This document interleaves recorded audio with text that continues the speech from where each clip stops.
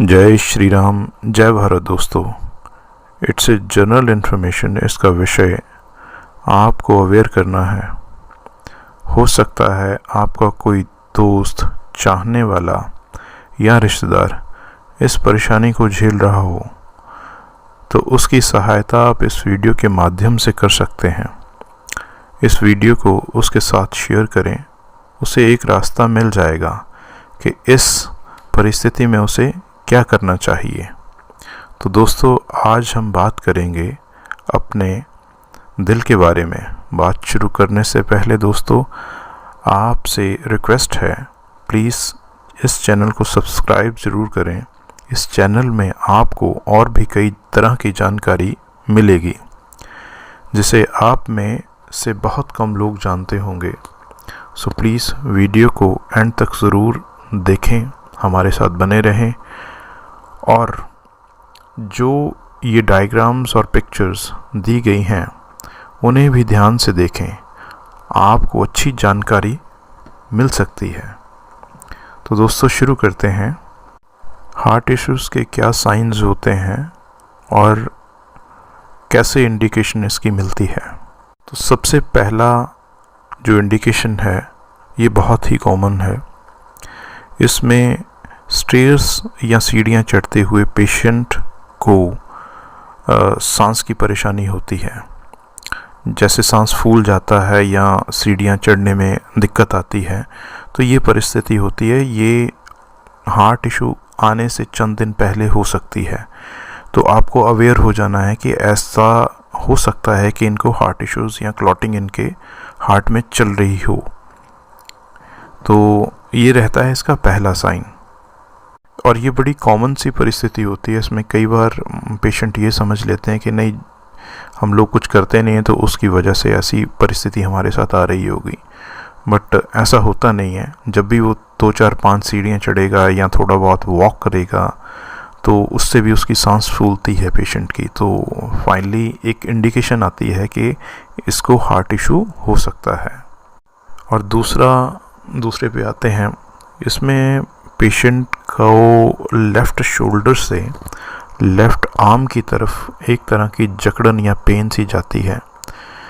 Patient को feel होता है कि जैसे मतलब उसकी लेफ़्ट बाजू जो है वो जकड़ी गई है, उससे काम करना थोड़ा सा मुश्किल हो जाता है। तो ये एक सिम्टम होता है कि हार्ट इशू हो सकता है। इसके बाद तीसरा आता है कि बिना वजह से पसीना बहुत ज़्यादा आ जाना। इसे हम यहाँ पे तरेली छूटना भी कह देते हैं। एकदम से पेशेंट को पसीना आता है, भीग जाता है उस पसीने से, चेस्ट के ऊपर या बैक साइड के ऊपर, पीठ के ऊपर पसीना आ जाता है। तो ऐसी परिस्थिति उसके साथ में रहती है। इसके बाद दोस्तों, चौथा सिम्टम, ये सिम्टम कुछ डेंजरस होता है, ज़्यादा ही डेंजरस होता है। इसके बारे में लोगों को अक्सर पता नहीं चलता। उल्टी होना। ये उल्टी एक तरह की होती है कि जिसमें जो पेशेंट है उसने कुछ खाया होता है, अक्सर रात के समय हो सकता है ये, तो वॉमिट सी आती है उसको, उल्टियाँ सी आती हैं, बाहर निकलती हैं, लेकिन जो उसने खाया होता है वो बाहर नहीं निकलता। ये सिचुएशन 3 से 4 बार हो सकती है या उससे ज़्यादा भी हो सकती है। मतलब मल्टीपल टाइम ये सिचुएशन रहेगी कि गैस ही बाहर निकलेगी, अंदर से खाया पिया कुछ बाहर नहीं आएगा। तो ये स्थिति बड़ी डेंजरस होती है कि मोस्टली यहाँ पे जो घर वाले होते हैं या पेशेंट है वो ये समझ लेता है कि शायद कोई एसिडिक रिएक्शन हो गया होगा, किसी तरह की बदहज़मी हो गई होगी जिसकी वजह से ये उल्टियाँ आ रही हैं बार बार। मगर ये एक सिम्टम होता है। और इसमें जब पेशेंट उल्टी करने लगता है तो उसका जो टोन होती है उल्टी करने की, वो भी बड़ी एक डिफरेंट सी होती है। आपको ध्यान रखना पड़ेगा, क्योंकि जब वो उल्टी करने की कोशिश करेगा बंदा, तो जो नॉर्मल उल्टी करता है या वॉमिट करता है उससे उसकी साउंड कुछ ज़्यादा ही रहती है, एक डिफरेंट साउंड रहती है। तो अगर ऐसी कोई परिस्थिति रहे तो आपको उसको बिल्कुल भी इग्नोर नहीं करना। इमीडिएटली पेशेंट को डॉक्टर के पास में लेके जाएं और उस ट्रीटमेंट के बारे में उससे बातचीत करें। अगर तो सब स्थितियाँ सही रही, एसिडिक ही हुआ, तो आप उस परेशानी से बच सकते हैं, लेकिन इग्नोर मत करिएगा। ये बड़ी ही एक डेंजरस स्थिति रहती है, इसमें आपको बिल्कुल भी कॉम्प्रोमाइज़ नहीं करना पेशेंट के लेके। तो इससे आगे आ जाता है जी, नेक्स्ट पे आते हैं हम 5वें पॉइंट पे। गले से नीचे पेट की तरफ जब जाता है मतलब कोई भी इंसान, तो पेट आने से पहले एक अम्ब्रेला जैसी शेप बनती है पेट के शुरू होने से पहले, उसे सोलर प्लेक्सस कहते हैं। उसमें जलन होना, ये सांस लेने में तकलीफ़ आना भी हो सकता है एक सिम्टम। वहीं पे उसी पर्टिकुलर प्लेस के ऊपर जलन सी बहुत ज़ोर से फील होती है पेशेंट को, और कई बार सांस बहुत भारी हो जाता है।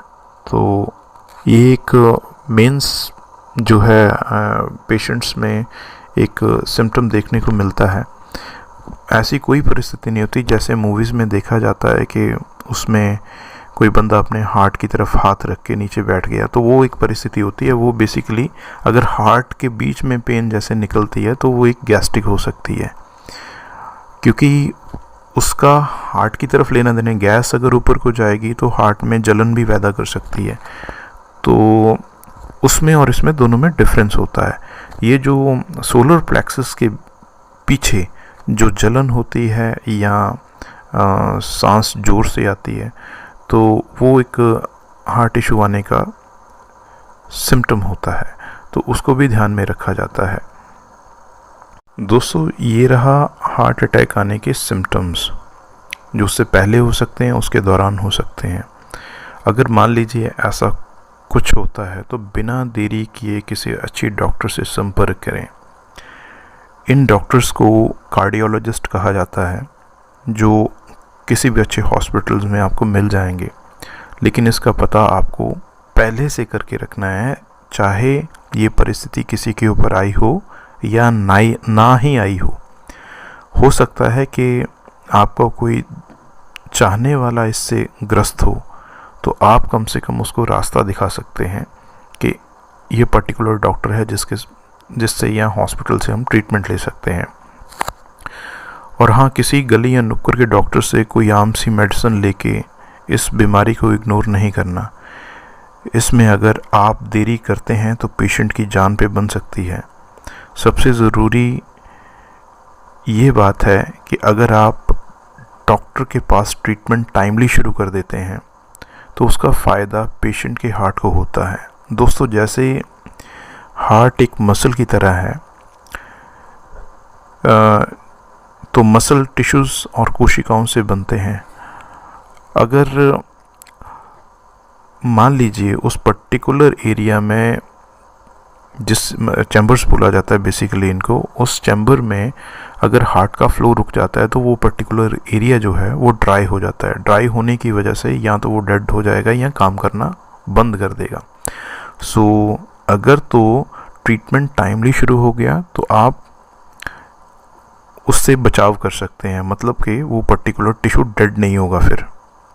इसलिए ज़रूरी है कि टाइम से ट्रीटमेंट शुरू कर दिया जाए। अगर ये सारे के सारे सिम्टम्स आपके पेशेंट को आते हैं तो उसमें किसी भी तरह की कोई देरी ना की जाए। डॉक्टर का पहले से ही जानकारी रखा जाए कि इस पर्टिकुलर डॉक्टर ये कार्डियोलॉजिस्ट हैं, इनके पास हमें सलाह लेने के लिए जाना है। और दूसरा, जो हार्ट की सर्जरी करते हैं उसको हार्ट सर्जन बोला जाता है। वो डिफरेंट होते हैं, ये डिफरेंट होते हैं। कार्डियोलॉजिस्ट का काम जो है वो बिल्कुल ही अलग है। हार्ट सर्जन ने तो सिर्फ ऑपरेट करने होते हैं या थोड़ी बहुत मेडिसिन उन्होंने रिकमेंड करनी होती है कि कौन सी कितने समय के लिए चलेगी। उसके बाद में जितना भी ट्रीटमेंट है वो कार्डियोलॉजिस्ट ही करते हैं। तो किसी अच्छे कार्डियोलॉजिस्ट का जानकारी आपके पास होना बड़ा ही ज़्यादा ज़रूरी है किसी भी परिस्थिति में।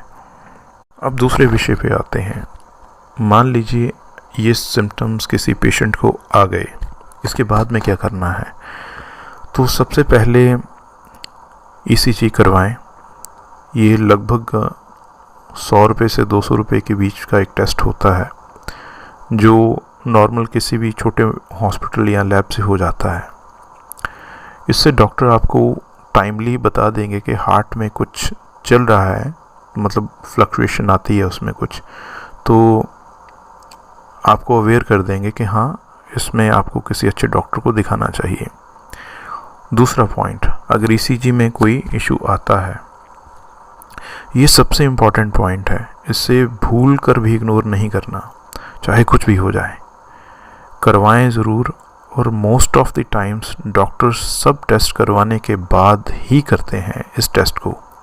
अक्सर आप हॉस्पिटल का एक मोटा बिल बनवा लेते हैं, तो ये टेस्ट के बारे में लोगों को कम जानकारी होती है। तो इस टेस्ट को बोला जाता है ट्रोपोनिन टी, इसे ट्रॉपटी भी कहा जाता है, शॉर्ट फॉर्म होती है। ये एक तरह की प्रेगनेंसी स्ट्रिप की तरह है। ये टेस्ट मात्र 500 से 1000 रुपये के बीच में हो जाता है। स्ट्रिप सस्ती आती है, मगर आप जानते हैं कि ज़रूरत और ज़िंदगी का मूल्य ले जाता है। खैर, इस बारे में ज़्यादा बात ना करते हुए इसका ओवरव्यू देते हैं। इसमें आपकी आर्म या बाजू से ब्लड का एक सैंपल लिया जाता है। ये बेसिकली सैंपल उस आर्टलरी से लिया जाता है जो डायरेक्ट हार्ट के साथ में अटैच होती है। तो उस ब्लड को लेने के बाद में उसका एक ड्रॉप निकाल के इस स्ट्रिप के ऊपर डाला जाता है।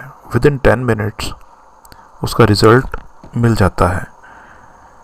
आप खुद भी देख सकते हो उस स्ट्रिप को। अगर उसमें पॉजिटिव हुआ तो समझ लीजिए कि मुसीबत आपके सर पे खड़ी है, और अगर नेगेटिव हुआ तो बहुत कम चांसेस होते हैं।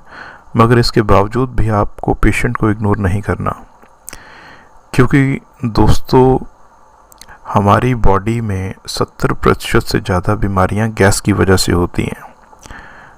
जैसे एक बैलून में अगर ज़रूरत से ज़्यादा गैस भर दी जाए तो वो फट जाता है, उसी तरह से अगर बॉडी के बीच में ज़रूरत से ज़्यादा गैस बन जाए तो वो कई तरह की बीमारियों का घर बन जाती है। तो इस वजह से इमीडिएटली डॉक्टर के साथ संपर्क करना ही है। इसमें आप किसी भी तरह से अपना पेशेंट को इग्नोर नहीं करिएगा। अब नेक्स्ट पे आते हैं। इसके बाद में अगर मान लीजिए वो टेस्ट पॉजिटिव आता है ट्रोपोनिन टी का, तो उसके बाद में नेक्स्ट क्या होगा? इसके बाद में अगला टेस्ट होता है इको का। ये टेस्ट थोड़ा एक्सपेंसिव होता है और एफिलिएटेड लैब से ही करवाया जाता है।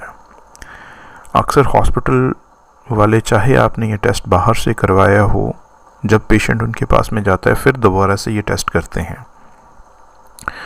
तो इस टेस्ट में बेसिकली आपको क्या पता चलता है कि ब्लॉकेज किस साइड पे है और उसका वो कितने लेवल तक हो सकती है।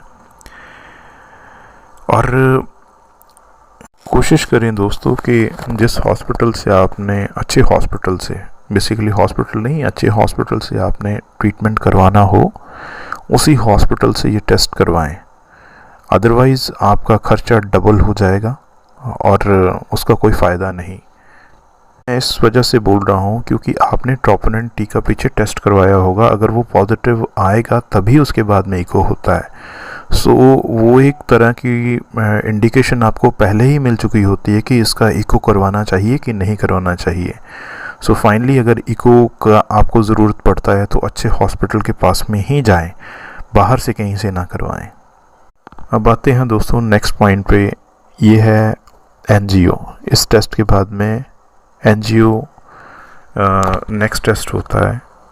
इसे मान लीजिए इस टेस्ट में अगर आप हॉस्पिटल टाइम से पहुंच जाते हैं तो दोस्तों कई बार ऐसी परिस्थितियां आ जाती हैं कि जिसमें किसी भी तरह की कस्टमर को सर्जरी की ज़रूरत नहीं पड़ती, ना ही स्टंटिंग की पड़ती है। क्योंकि जब भी ये एनजीओ की जाती है तो पेशेंट को एक मेडिसिन दिया जाता है जो कि खून पतला करने के लिए होती है। तो कई बार ऐसी परिस्थिति आ जाती है कि जैसे ही वो डाला जाता है तो जो क्लॉट हार्ट के पास बना होता है वो ऑटोमेटिकली डिज़ोल्व हो जाता है। मगर ये परिस्थिति सिर्फ 1% लोगों के साथ ही रहती है। जो 99% चांसेस हैं उसमें स्टंट पड़ ही जाता है, जिसका एक्सपेंस लगभग 1.5 लाख से 2 लाख का सिंगल स्टंट का आ जाता है। और अगर पेशेंट की परिस्थिति इससे ज़्यादा ख़राब हो तो सर्जरी की ज़रूरत पड़ती है, जिसका खर्चा लगभग 3.5 लाख के राउंड आता है। और बाकी जो है वो खर्चा मेडिसिन्स का पड़ जाता है, लगभग 1 लाख से 1.5 लाख तक का खर्चा जो है वो किसी प्राइवेट हॉस्पिटल में मेडिसिन का आ जाएगा। तो एक अच्छा बिल बन जाता है इसके ऊपर। और ये हार्ट बाईपास ऑपरेशन लगभग 6 घंटे से ज़्यादा हो सकता है। कृपया इसमें घबराइएगा मत, हौसला बनाए रखिएगा और जिसे भी आप मानते हैं उसका ध्यान करें। इन सब के बाद ऑपरेशन हो गया, इन सब के बाद पेशेंट का ध्यान और भी ज़्यादा रखा जाता है। ये समझ लीजिए कि पेशेंट के ऊपर हर समय एक आदमी की निगरानी बनी रहनी चाहिए, जिसका ब्रीफ में डिस्कशन नेक्स्ट वीडियो में हम करेंगे। इस विषय में कई जानकारियाँ और भी आपके साथ शेयर करी जाएंगी, क्योंकि हार्ट इशू आने के बाद में और भी कई इश्यूज आ सकते हैं, दोबारा भी हार्ट अटैक आ सकते हैं। तो उस कंडीशन में आपको क्या करना है उसके बारे में डिस्कशन करेंगे। अगली जानकारी के लिए दोस्तों हमारे साथ बने रहें, और अगर इन्फॉर्मेशन अच्छी लगी हो तो आप अपने दोस्तों के साथ ज़रूर शेयर करें, ताकि उन्हें भी मुसीबत से बचने का रास्ता मिल सके। इसके बारे में हम और भी इन्फॉर्मेशन आपके साथ शेयर करेंगे। तब तक के लिए अनुमति दें। आपका समय शुभ रहे। जय श्री राम, जय भारत दोस्तों।